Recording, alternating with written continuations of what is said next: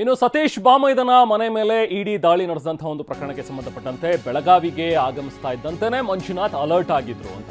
ಇಡಿ ಅಧಿಕಾರಿಗಳು ಬರ್ತಾರೆ, ರೇಡ್ ಆಗತ್ತೆ ಅನ್ನುವಂಥದ್ದು ಮಂಜುನಾಥ್ ಅವರಿಗೆ ಮುಂಚೆನೆ ಗೊತ್ತಾಗಿತ್ತು. ಲೆಕ್ಕ ಪರಿಶೋಧಕರನ್ನ ಮನೆಗೆ ಕರೆಸಿ ಮಂಜುನಾಥ್ ಕೂಡ ಆಲ್ರೆಡಿ ಚರ್ಚೆಯನ್ನ ಮಾಡಿದ್ರಂತೆ. CA ಪ್ರವೀಣ್ ಘಾಳಿ ಅಂತೇಳಿ ಅವರ ಚಾರ್ಟರ್ಡ್ ಅಕೌಂಟೆಂಟ್ ಅವರನ್ನ ಕರೆಸಿ ಹೇಗೆ ಈ ವ್ಯವಹಾರಗಳನ್ನೆಲ್ಲವೂ ಕೂಡ ನೋಡ್ಕೋಬೇಕಲ್ಲ, ಅಂದರೆ ಲೆಕ್ಕ ಹೇಗಿದೆ, ಎಲ್ಲೆಲ್ಲಾದರೂ ಏನಾದರೂ ಒಂದು ಕ್ರಮಗಳು ಕಾಣಿಸುತ್ತಾ ಅಥವಾ ಇದನ್ನೇ ಹೇಗೆ ಸರಿ ಮಾಡಿಸೋದು, ಇದೆಲ್ಲದ್ರ ಬಗ್ಗೆಯೂ ಕೂಡ ಪೂರಕ ದಾಖಲೆಗಳನ್ನು ರೆಡಿ ಮಾಡ್ಕೊಳ್ಳೋದಕ್ಕೆ CA ಪ್ರವೀಣ್ ಘಾಳಿ ಅವರನ್ನು ಕರೆಸ್ಕೊಂಡು ಮಂಜುನಾಥ್ ಚರ್ಚೆ ಮಾಡಿದರು. TV ಸೆಂಟರ್ನಲ್ಲಿರುವಂಥ ಮಂಜುನಾಥ್ ಅವರ ಮನೆಯಲ್ಲೇ ಮಾತುಕತೆ ಆಗಿತ್ತು. ಸತತ 3 ಗಂಟೆಗಳ ಕಾಲ ಚರ್ಚೆ ಮಾಡಿ ಆಮೇಲೆ ಅವರ CA ತೆರಳಿದ್ರು.